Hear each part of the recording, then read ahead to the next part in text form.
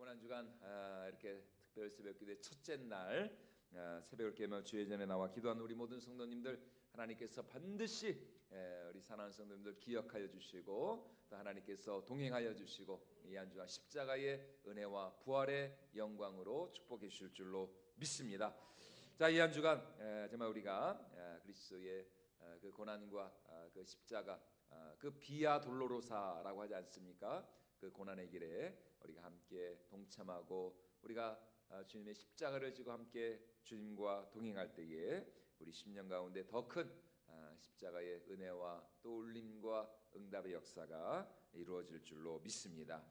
자, 오늘 말씀에서 예수님은 이 포도원의 비유를 통하여서 그가 어떠한 분이신가를 우리에게 말씀해주고 있는데 우리 1절 말씀 다시 한번 같이 읽어보도록 하겠습니다. 예수께서 비유로 그들에게 말씀하시되 한 사람이 포도원을 만들어 산 울타리로 두르고 집자는 틀을 만들고 망대를 지어서 농부들에게 새로 주고 타국에 갔더니 어느 마을에 한 부자가 살았습니다.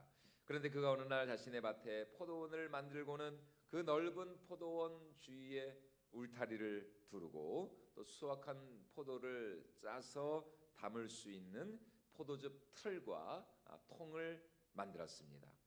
그리고 도둑이나 강도를 막기 위한 망대까지 세웠어요. 그 위에 주인은 농부들을 고용하여서 그들과 계약을 맺은 후에 먼 나라로 타국으로 떠납니다. 세월이 흘러서 추수의 때가 이르러 이제 이 포도원의 주인은 농부들과 맺은 계약대로 포도원 소출의 얼마를 받기 위하여서 자신의 종 가운데 한 사람을 그 농부들에게 보내죠. 그러나 비극은 바로 이때부터 시작이 되었습니다. 2절로 5절까지 말씀도 다시 한번 읽어보도록 하겠습니다. 때가 이름에 농부들에게 포도원 소출 얼마를 받으려고 한 종을 보내니 그들이 종을 잡아 심히 때리고 거저 보내었거늘 다시 다른 종을 보내니 그의 머리에 상처를 내고 능욕하였거늘 또 다른 종을 보내니 그들이 그를 죽이고 또 그 외 많은 종들도 더러는 때리고 더러는 죽인지라. 분명 주인은 자신의 포도원에 그가 할 수 있는 모든 것을 다하였습니다. 땅도 이 포도원 주인의 것입니다. 또 모든 그 시설 관리들 울타리를 두르고 또 포도즙 틀과 통을 만들고 망대까지 세우고 말이죠. 게다가 종들과 아주 후한 계약을 맺었습니다. 당연히 이 주인의 입장에서는 포도원에 대한 포도원 소출에 대한 기대가 클 수밖에 없는 것이죠. 그런데 적반하장도 유분수지 지금 농부들이 어떻게 하고 있어요? 이 주인이 보낸 종들을 멸시하고 핍박하고 대적하고 있습니다. 그리고 갈수록 그 강도가 심해져요. 처음에는 주인의 종들을 무시하고 배척하더니 이제는 아예 종들의 머리를 상하게 하고 급기야 죽이기까지 합니다. 하나님과 이스라엘 사이도 여러분 이와 같습니다. 하나님이 이스라엘을 자신의 백성으로 삼으실 때 그들에게 얼마나 엄청난 은혜와 이적과 기사와 능력을 그들에게 베풀어 주셨습니까? 본래 이스라엘은 어떤 사람들이었습니까? 애굽에서 종놀이하던 사람들이었습니다. 종살이하던 노예 생활하던 그런 사람들이었어요. 하지만 하나님은 그들을 전적인 하나님의 은혜로 말미암아 자기 백성 삼아 주셨죠. 엄청난 그 애굽의 그 10가지 재앙과 같은 이적과 기사 그리고 홍해가 갈라지는 놀라운 기적을 통하여서 하나님께서 이스라엘 백성들을 출애굽시켰습니다. 그리고 시내산에서 모세를 통해서 그들과 생명의 언약을 맺으시고 또 약속의 땅 젖과 꿀이 흐르는 가나안 땅을 주마 약속하셨습니다. 그리고 실제로 구름 기둥과 불 기둥으로 40년 동안 광야에서 그들을 인도하시고 지키시고 보호하셔서 마침내 하나님께서 이스라엘 백성들에게 그 약속의 땅을 기업으로 주신 것 아닙니까? 그리고 그 가나안 땅, 그 가나안 정복 전쟁에서도 하나님이 앞장서서 그들의 대장이 되어 주시고 용사가 되어 주셔서 그 모든 그들보다 크고 강한 그 거인 족속, 아낙 족속과 같은 그 가나안 모든 족속들과의 전쟁에서 하나님께서 이스라엘에게 놀라운 승리를 주셨던 것입니다. 그리고 그 땅을 선물로 주셨어요.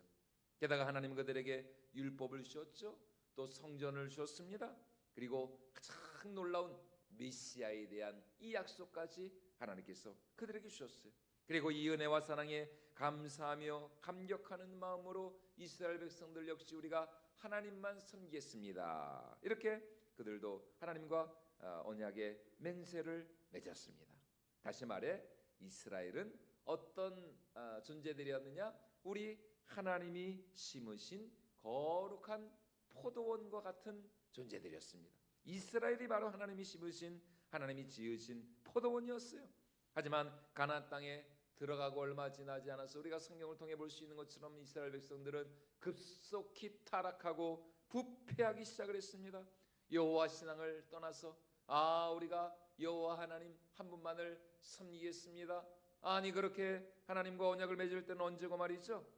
가나안 땅에 들어가고 얼마 지나지 않아서 그 몇십 년, 몇백 년은 말할 것도 없고 몇십 년도 지나지 않아서 그들은 여호와 신앙을 떠나서 이방의 우상신들을 섬기며 하나님과 맺은 언약을 깨트려 버리고 말았어요.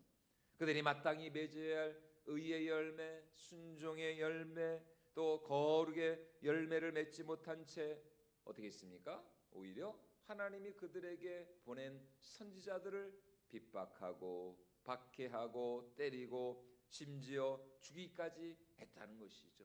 이것이 우리가 구약 성경을 통해서 확인할 수 있는 구약 이스라엘 백성들의 역사였습니다. 그러나 하나님이 이스라엘을 당신의 포도원으로 삼으신 이유가 무엇입니까? 하나님의 부르심과 소명에 합당한 거룩한 생명의 열매, 의의 열매를 맺게 하시기 위함이었다는 것이에요. 그래서 하나님은 당신의 선지자들을 계속해서 보내셔서 그들로 하여금 이제 돌아오라, 이제 돌이키라, 회개하라, 이제 나와 맺은 그 언약을 신실하게 지키라, 이렇게 그들을 타이르고 회유하고 그들을 권면하고 그들을 사랑으로 부르셨죠. 하지만 이스라엘은 그들이 부름받은 그 정체성과 소명을 망각한 채 도리어 하나님을 떠나 그분을 대적하고 하나님이 보낸 선지자들을 수없이 죽였습니다. 그러자 마침내 드디어 때가 되매 성부 하나님께서 마침내 이스라엘 백성들에게 누구를 최종적으로 보내셨습니까? 그의 아들 예수님을 아들을 보내셨어요. 자신의 하나밖에 없는 사랑하는 그 아들을 보내시기로 결심하신 것이죠. 왜요? 내 아들은 공경하리라. 아들만큼은, 그래도 아들의 말은 듣지 않겠느냐? 아들만큼은 공경하지 않겠느냐? 그렇게 믿었기 때문이죠. 하지만 이스라엘 백성들은 이 아들마저 어떻게 하였습니까? 우리 6절로 8절까지 말씀도 우리 다시 한번 같이 읽어보도록 하겠습니다. 이제 한 사람이 남았으니 곧 그가 사랑하는 아들이라. 최후로 이를 보내며 이르되 내 아들은 존대하리라 하였더니 그 농부들이 서로 말하되 이는 상속자니 자 죽이자. 그러면 그 유산이 우리 것이 되리라 하고 이에 잡아 죽여 포도원 밖에 내던졌느니라. 주인의 아들을 보며 이 농부들이 하는 말이 뭐라고요? 야, 이 아들만 죽이면 포도원은 우리 것이 될 것이다. 이 아들만 없으면 포도원은 우리 차지가 된다. 결국 그들은 주인의 권세, 주인의 권위를 가지고 찾아온 이 포도원 주인의 아들을 죽임으로써 넘지 말아야 할 선을 넘어버리고 말았습니다. 결국 어떻게 됩니까? 자신의 아들을 이 죽인 그 농부들에게 정말 대노하고 진노한 이 주인이 보낸 군대들에 의해서 이 포도원의 이 모든 농부들이 다 진멸을 당하고 이 포도원은 결국 다른 사람들에게, 이걸 이제 성경적으로 우리 식으로 우리가 해석을 하면은 결국은 이방인들에게, 유대인을 넘어서 이제 이방인들에게 하나님 나라의 이 구원의 복음이 활짝 열려지게 되었다는 것입니다. 자, 그렇다면 이 농부들, 이 결국 이제 유대인들이죠. 여러분, 이 농부들이 끝까지 회개하지 않고 주인의 아들마저 죽인 그 이유가 어디에 있습니까? 한마디로 말해서 주인을 향한 경외함이 없었기 때문입니다. 저 아들만 없으면 포도는 우리 차지가 된다라고 착각을 했기 때문이죠. 하지만 아들을 죽임으로써 그들의 판단이 얼마나 어리석은 것임을 그들이 깨닫게 되었던 것입니다. 왜냐하면 아들의 권위는 곧 아버지의 권위와 같았기 때문이에요. 우리 예수님이 여러분 그렇습니다. 우리 예수님 자신의 권위가 아닌 하나님의 권위를 가지고 성부 아버지의 권세를 가지고 이 땅에 오셨어요. 하지만 사람들이 예수님을 인정하지 않았습니다. 왜냐하면 예수님처럼 그렇게 살기가 싫었던 것이죠. 우리 예수님처럼 저렇게 순종하면서 못 살아. 우리 예수님처럼 저렇게 하나님만 의지하면서 못 살아. 내 마음대로 살고 싶고 내 정욕대로 욕심대로 내가 그냥 내 뜻대로 살고 싶은데 어떻게 저렇게 매 순간순간마다 저 예수처럼 저렇게 하나님만 의지하면서 살아갈 수가 있느냐? 그러니까 사람들은 예수님을 죽였고 그가 끝났다라고 생각을 했습니다.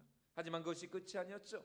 왜냐하면 우리 하나님께서는 예수 그리스도를 다시 살리심으로 말미암아 새로운 하나님 나라 그의 몸된 교회의 머릿돌이 되게 하시고 코너스톤 주춧돌이 되게 하셨기 때문이었습니다. 자, 우리 10절과 11절 말씀 우리 다시 한번 같이 읽어보도록 하겠습니다. 너희가 성경에 건축자들이 버린 돌이 모퉁이의 머릿돌이 되었나니 이것은 주로 말미암아 된 것이요 우리 눈에 놀랍도다 함을 읽어보지도 못하였느냐. 건축자들의 버린 돌이 모퉁이의 머릿돌이 되었다. 이런 무슨 말입니까? 건축자들이 버렸던 이 쓸모없다고 버렸던 그 돌이 나중에 보니까 세상에 그 건물의 모퉁이돌 주춧돌이 되었다라는 것입니다. 쓸모없고 가치없고 우리와 맞지 않다라고 생각해서 버려졌던 그 돌이 놀랍게도 그 건물에서 가장 중요한 모퉁이돌이 되고 기초석이 되고 그 건물의 반석이 되었다는 것입니다. 그리고 이것이 누구로 말미암아 이루어졌다고요? 우리 주로 말미암아 이루어진 것이다. 우리 하나님으로 말미암아 우리 예수님 대제사장들과 서기관들에 의해서 버림받아 죽임을 당하셨습니다. 하지만 그는 부활하셔서 하나님이 지으신 새로운 성전, 즉 우리 주님의 몸된 교회의 머리가 되시고 모퉁이돌이 되시고 코너스톤이 되신 줄로 믿습니다. 우리 예수께서 이 교회의 기초석이 되신 것입니다. 이것이 누구로 말미암아 되었느냐? 하나님으로 말미암아. 하나님으로 말미암아. 세상은 하나님의 아들을 멸시하고 무시하고 버렸지만, 세상은 하나님의 아들을 죽였지만 그는 부활하시어 하나님 나라의 반석이 되시고 모퉁이돌이 되신 줄로 믿습니다. 이 교회의 주가 되시고 머리가 되시고 머릿돌 모퉁이돌이 되신 분이 누구시냐? 바로 십자가에서 죽으시고 부활하신 하나님의 아들 예수 그리스도이신 줄로 믿습니다. 다시 말해 인간의 그 어떤 해방과 방해와 반대에도 불구하고 결국 누구의 뜻이 이루어지는 거예요? 하나님의 뜻이 이루어지는 것입니다. 아무리 사람들이 하나님의 뜻을 반대하고 거역하고 거스리고 또 하나님이 보낸 선지자들 하나님의 사람들을 핍박하고 반대한다 할지라도 누가 결국 승리하느냐? 하나님이 승리하시고 하나님의 뜻이 이 땅 가운데 이루어지게 되는 줄로 믿습니다. 왜냐하면 이 세상에 하나님을 이길 사람이 없기 때문이죠. 어느 누가 감히 하나님의 섭리와 주권과 하나님의 작정을 거스를 수가 있겠습니까? 하나님보다 여러분 이 세상에 더 지혜롭고 강한 자가 누가 있냐는 것입니다. 그래서 고린도전서 1장 25절에서 사도 바울이 이렇게 말씀하고 있는 것이죠. 우리 같이 한번 읽어보도록 하겠습니다. 하나님의 어리석음이 사람보다 지혜롭고 하나님의 약하심이 사람보다 강하니라. 세상에서 가장 지혜로운 사람이라 할지라도 하나님의 어리석음에 미치지 못하고 세상에서 가장 강한 사람이라 할지라도 하나님의 그 약하심보다 약하다라는 것입니다. 예수를 십자가에 못 박혀 죽임으로써 악한 마귀 사단은 자기가 이겼다라고 그렇게 생각을 했죠. 하지만 우리 예수님 사흘 만에 부활하시고 사망 권세 이기시고 부활하심으로 말미암아 모든 죄와 사망의 권세를 깨뜨리시고 이 땅 가운데 하나님의 나라가 이루어지게 된 줄로 믿습니다. 그러므로 여러분 오늘 우리가 구원받아 하나님의 자녀가 된 것, 이거는 전적인 하나님의 섭리고 작정이고 하나님의 권세요 하나님의 능력이 되는 줄로 믿습니다. 그러므로 이 사실을 깨달은 자들은 늘 하나님께 감사하고 정말 하나님께 영광 올려드리고 날마다 살아계신 하나님을 찬양하지 않을 수가 없는 것이죠. 예수 그리스도 그분만이 여러분 오늘 우리 삶의 우리 인생의 진정한 코너스톤이 되시고 반석이 되시는 줄로 믿습니다. 여러분 우리 가정의 진정한 반석이 되시는 분은 누구십니까? 여호와 하나님 예수 그리스도이신 줄로 믿습니다. 예수 그리스도께서 사망 권세 이기시고 부활하신 그 주님께서 우리 삶의 진정한 코너스톤이 되시고 우리 가정의 진정한 모퉁이돌이 되시고 그래서 우리 인생의 또 우리 삶의 진정한 모퉁이돌 되신 이 예수님을 의지하며 믿음으로 우리가 나아갈 때에 우리 인생의 어떤 고난과 시련과 환난의 비바람이 몰아친다 할지라도 야 어제 엄청나게 바람이 불었더구만요. 야 몰랐는데 세상에 막 돌풍에 강풍에 막 우리 교회 저기 주차장 거기도 그 나무가 좀 쓰러졌더라고요. 야 근데 뭐 뉴스 보니까 뭐 전국적으로 뭐 이렇게 피해가 컸다고. 여러분 아무리 그런 강풍 아니라 뭐 강풍 해레비가 분다 할지라도 여러분 우리가 우리 인생의 반석 되시는 모퉁이 돌 되시는 예수 그리스도를 의지하며 나갈 때에 여러분 우리 삶은 절대로 흔들리지 않고 절대로 무너지지 않고 여러분 우리는 반드시 부활의 영광에 진정한 부활의 승리의 그 영광에 이르게 될 줄로 믿습니다. 그래서 이 한 주간의 이 고난 주간 우리가 다시 한번 정말 진정한 모퉁이 돌 되시는 예수 그리스도를 온전히 붙들고 의지하여서 그 반석 되신 주님 안에 우리 인생의 진정한 피난처 되시는 주님 안에 온전히 거함으로 말미암아 우리가 주와 함께 죽고 주와 함께 다시 사는 진정한 부활의 그 영광의 주인공이 될 수 있기를 주님의 이름으로 축원을 드립니다.